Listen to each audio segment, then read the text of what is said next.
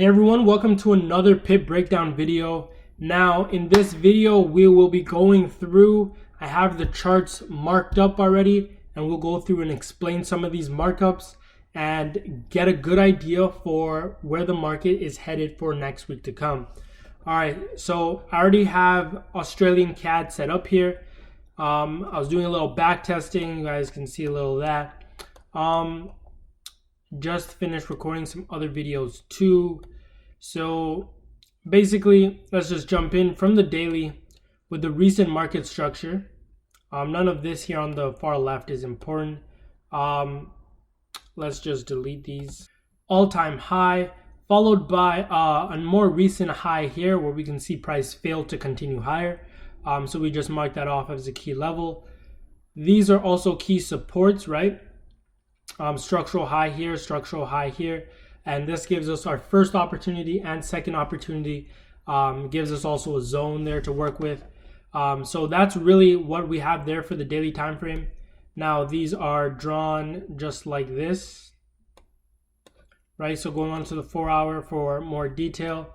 I am waiting for just a breakout either to the top or the bottom and to fall on these others like high structure and low structure. Right, wait for the retest because that's where the best opportunity would be. Let me just add something in. So we can be looking for, a retest back into this area or this area, or maybe if we get even a slighter retracement back to this one. You never know where the Fibonacci, if you guys are using that too, that would line up in this. But from the higher trend, we see that we are in an uptrend, and we should probably continue all the way up to this resistance, this high resistance. Market structure is still up. The only way we would be looking for down is if we break below this structure. Then we could be looking to fall to the next support, which would then be right here for the miners, and all the way down here for the major support. Right, so that's what we're seeing on this.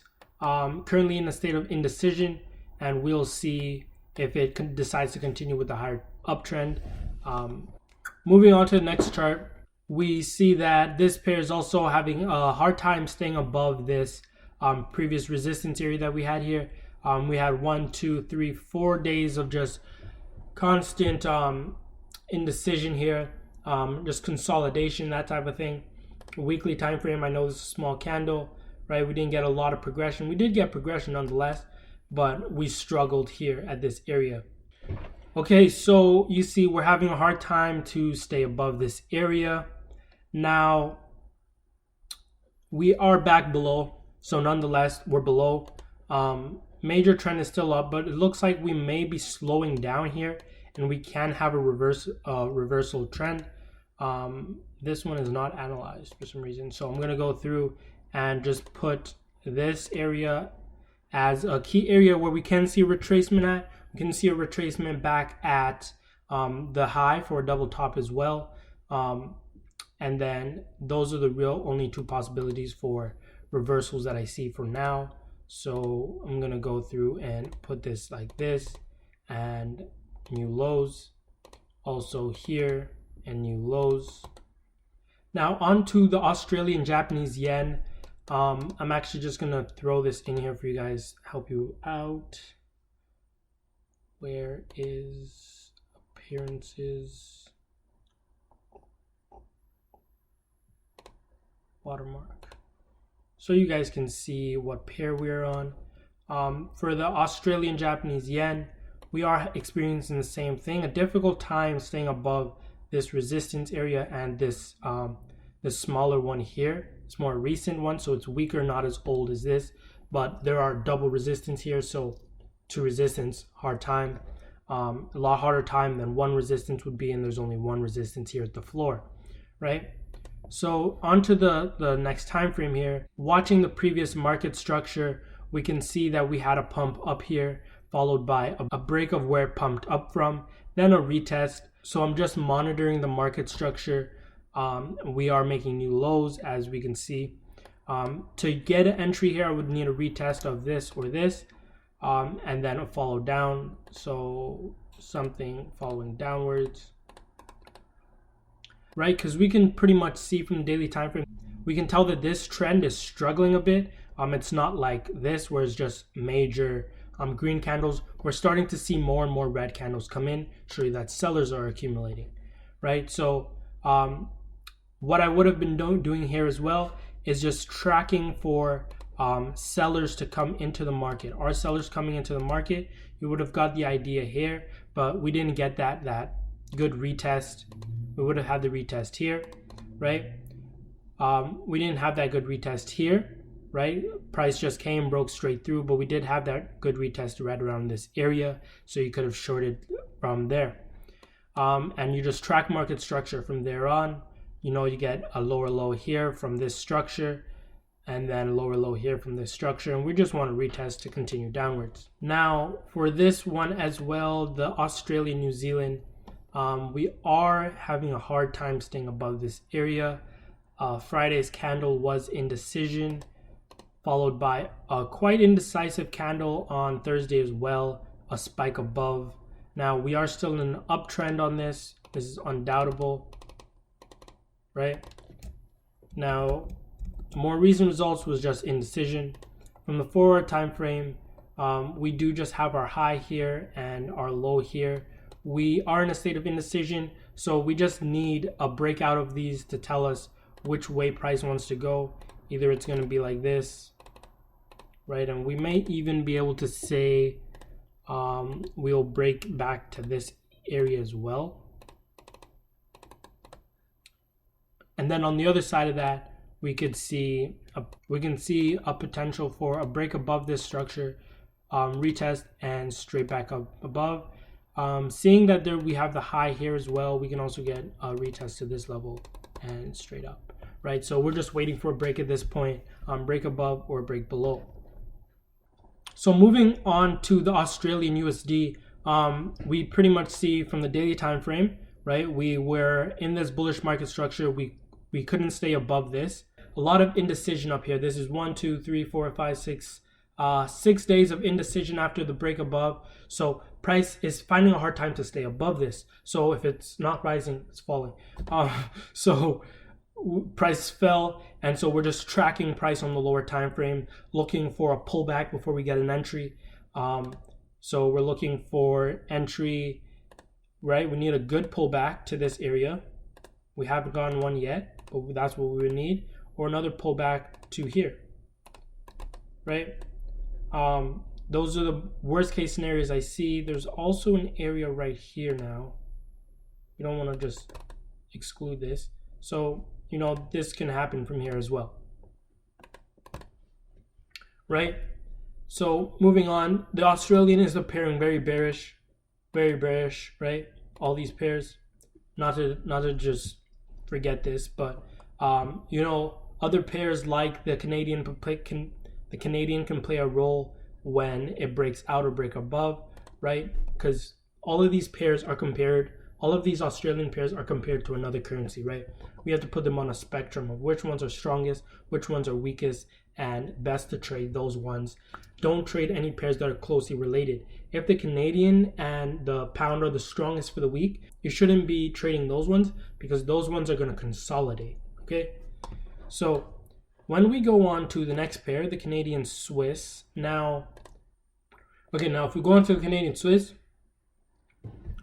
we're going to see that we failed to stay above this last support area, complete breakthrough, right? We fell upon this new support, then formed our green candle, rose up. Now we have an area of resistance here, right? This was previous resistance, so price likely to act in the same way.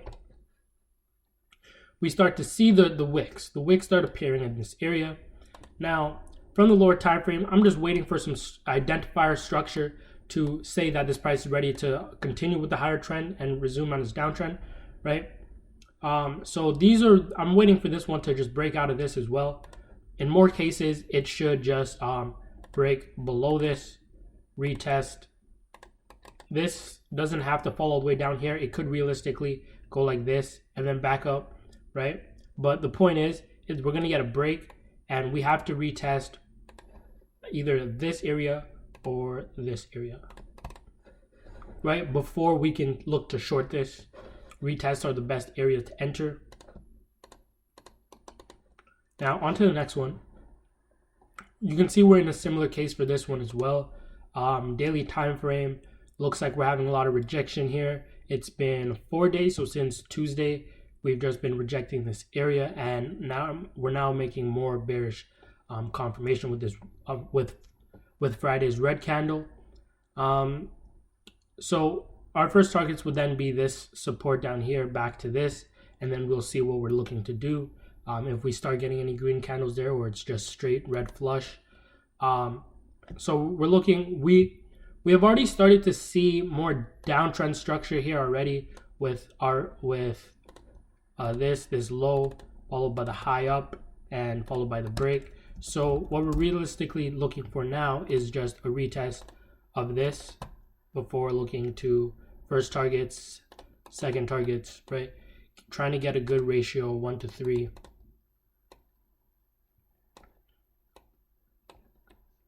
Right? Or this would be worst case scenario, and you take a trade like this.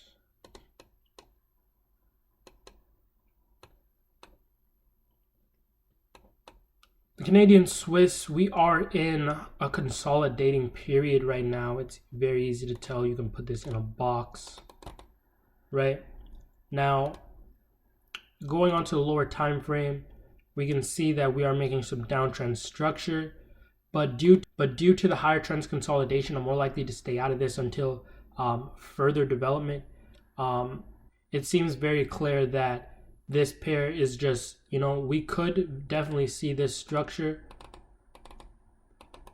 right? But we have no indication for that with the trend still being up. Okay, so we're just like waiting more development. If you do want to trade this on lower time frame, maybe a rejection for this, right? But we're consolidating, so it's not a good idea to be hopping in on something like this. So the Euro Australian is looking like we are in a pretty clear downtrend here. We can see the structure. We also have this floor area, so we are at a very important area right now.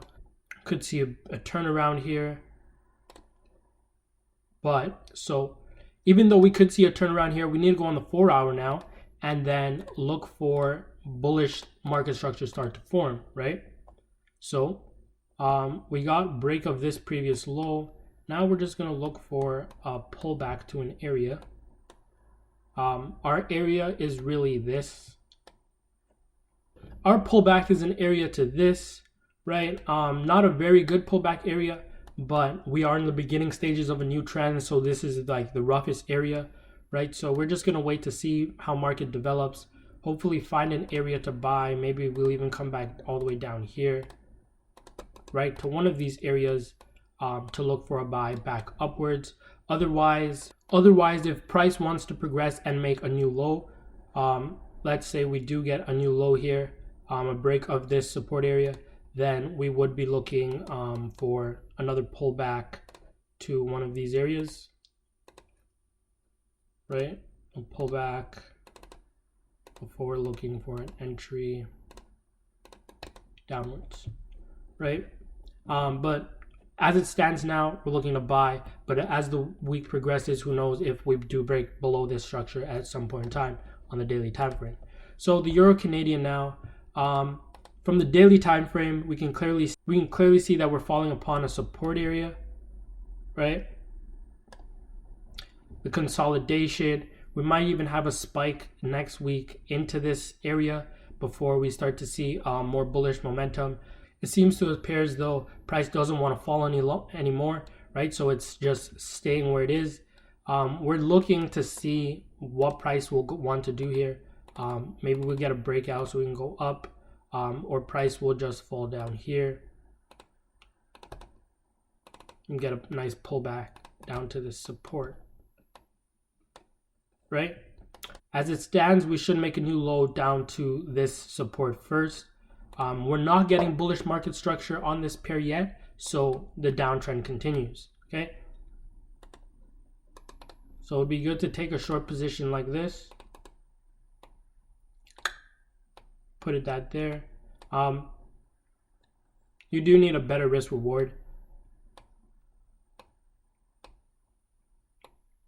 Okay, so the Euro Swiss from the daily time frame, we are consolidating. So we've stopped falling. So if we're stopped falling, we most likely will just continue going up. The main trend is up, right? We can see that with this, right? But we are stalling, okay? We are completely stalling. So we're waiting for a breakout on this one as well.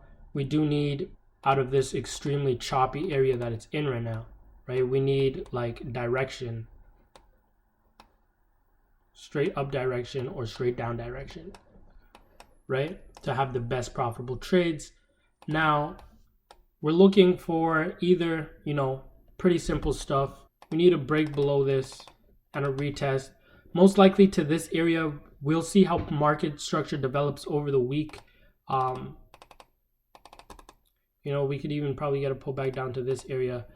So in most cases, the Euro pair seem kind of choppy right now, but the Euro odd seems like it's keeping good structure, that it really does have a lot of intent to start rising.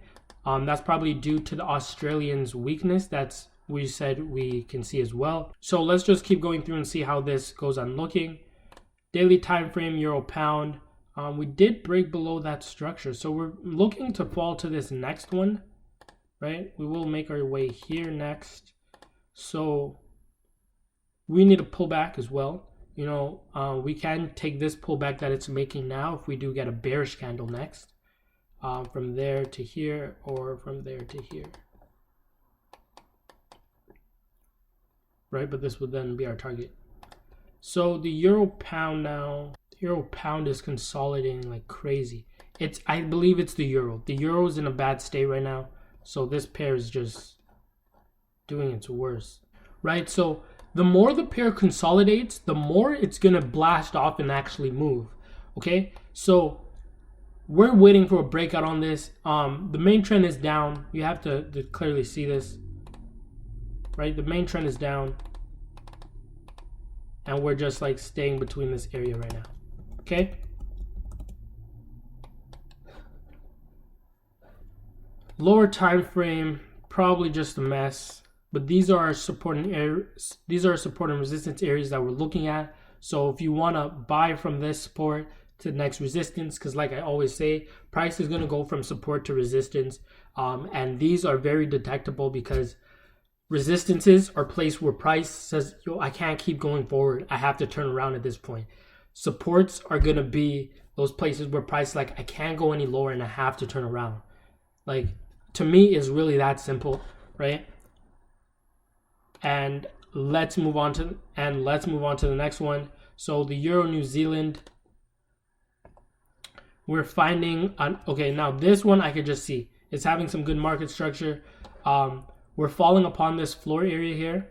Main trend, right? Our most recent trend is down, right? But we are at a support, so we can see a retest of this high, okay? Lower time frame, we're going to wait for bulls to come back in. Now, from what we see, if we're tracking the downtrend here, downtrend, we see, so this is our structure, right? Then boom, we break above. Then we fall back down here on this previous support formed by bullish candles, back for another higher high, and that's what we're doing again. Another way that I can go through and draw this, higher low, higher low, higher low, right? So I'm going to keep expecting these higher lows. We can definitely fall back. Once we get a breakout, at least fall back on this and back to the upside. Now, we can also fall back on this area. And then we're going to look to take that to the upside. Right? So, given the instability of the euro right now, right, that we've previously seen, let's just go ahead, and because this is a New Zealand pair, this is telling us that the New Zealand would be weak if this pair is going up, okay? Now, the Australian New Zealand is currently demonstrating some strength. So that tells us that the New Zealand is weak. Okay, so two weaknesses for the New Zealand right now. Let's go on to the Euro USD. Clear downtrend. Okay, so we broke this structure. We're on our way down to the next support. From that next support, we then have the opportunity to go long, right, over here for counter trend trades, right? Main trend's down. Then this would be our next target if we manage to stay above this area.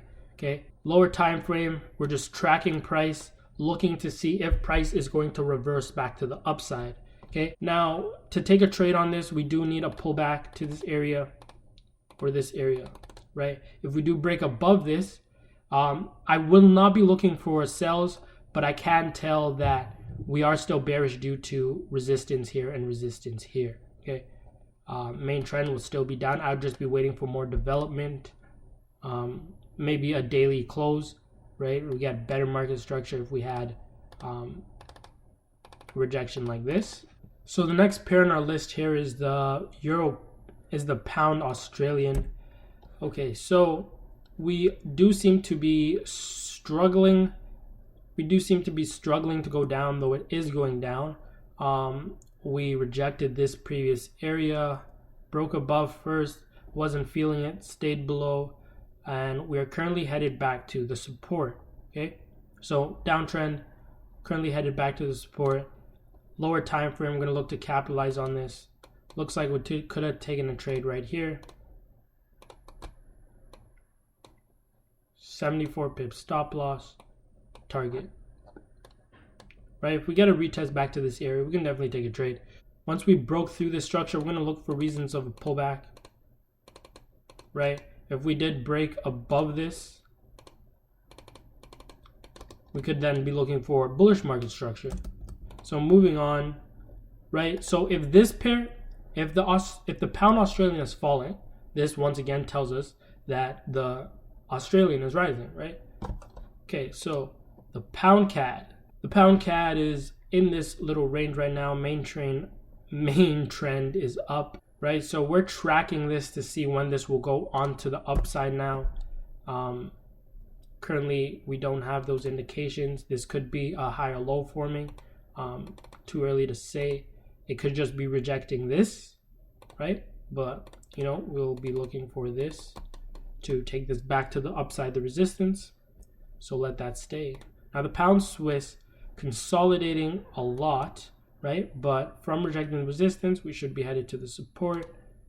Now we are good on a sell actually at market open, depending on where it opens, of course, right? And trading at 5 o'clock is never the right thing, at least to me, because that's when all the spreads are high. And like, I'd rather wait till 6 o'clock and place my orders if the trade is still valid,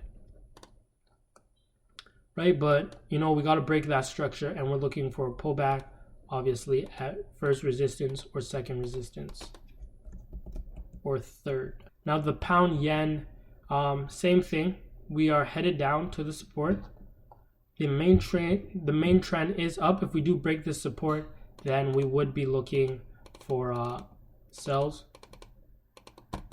Right now, given what we have now, I would not enter on this. We do need more confirmation. Pull back here, double top, something of the sort, to tell me price wants to continue downwards. Now the pound New Zealand, let's say we have this market structure consolidating as well. Something is happening in Europe. We have this consolidation, and the 4-hour is just a mess. I wouldn't be acting on this. Right? So this is something that we've seen on the charts, right? The New Zealand, we said, was feeling a bit weak. Now the pound is feeling a bit weak as well, right? We can see this among this pair, this pair. We can actually see bulls come in, perhaps. Main trend is still down. We're waiting for buyers to come into the market. Right now it's still sellers. This one is downtrend. This one is downtrend. So the pound weak, right? With the pound being weak and the New Zealand being weak, this pair consolidates. So the pound US dollar. Now the US dollar is actually doing really good right now. It's rising. So like we know, this pair should then fall. AU fall. And the other one, EU, fall. So pound US dollar falling. We got a pullback up here, slight one.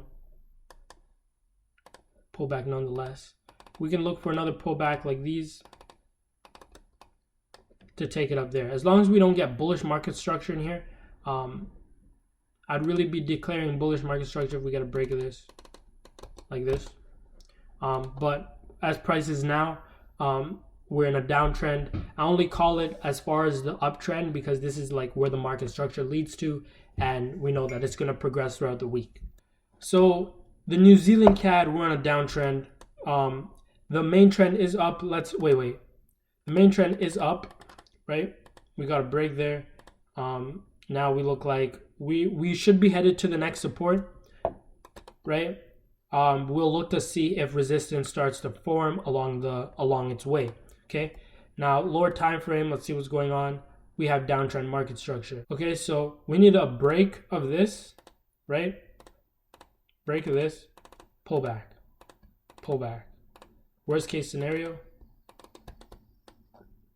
right? As long as we don't get bullish market structure. So if the price went like this, that's not bullish market structure, okay? If the price started to go like this, right? And then we get a break of this is bullish, right? But also I'm going to wait for the downtrend to come back in, okay?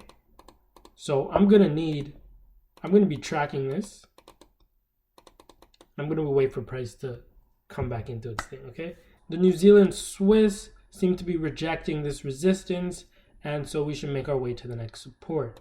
Now, the 4-hour time frame is telling us we need a price to pull back before an entry, right? Or you could have already been in it from this, right? That area if you got in at the wick, and just make your way down there.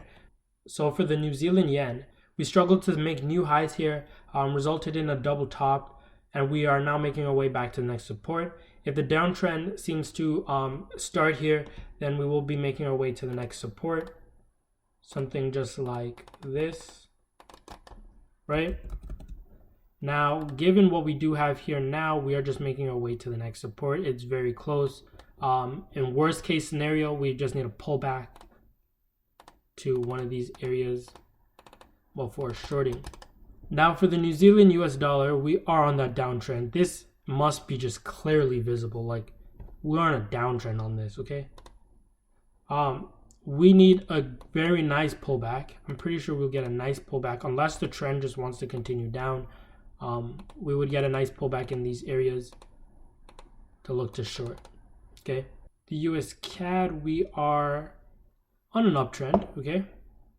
So from the previous downtrend that we're in here, right, we can see we started with a really bullish move here, followed by a slight downtrend, followed by another run up, right, that we're currently in right now. To get in a trade, we do need a pullback, of course. So from the lower time frame, we're just keeping up with the market structure, seeing how price develops, if we do want to reject this area or not, or break above and retest. If we retest, we need a retest. We're also going to be marking up to see when that downtrend comes back in. Now, one of the last few charts here, the US Swiss, we are finally back at the next resistance. We did not form a bearish candle yet, so we're likely to still rise, but we have 3 resistances here, okay? So it's going to have a hard time. Now, from the lower time frame, we're going to track it to see if the downtrend is going to come back in. So far, it's not. We're waiting to see more bullish structure, break, retest, back to the upside. Okay. Now for the US yen, we're struggling. Look, one candle here, followed by a lot of bearish pressure, and then the buyers come back in. But once the buyers come back in, when we do return to that spot again, we are seeing a lot of trouble. Okay, so given the fact that we're seeing the trouble, we can look to see, wait for bearish market structure to come back in. This is a significant low, but we need to pull back to one of these areas. We need a break of this first, retest to one of these areas before price continues downward. Given that if price does go above this, we can see a retest as well to follow upwards. So that's it for this video, guys. Thank you for watching, tuning in, and make sure you like, comment, subscribe if you did like the video so you can share it with your friends and get some more people making money. So thanks for tuning in, and I'll see you guys in the next Pip Breakdown video.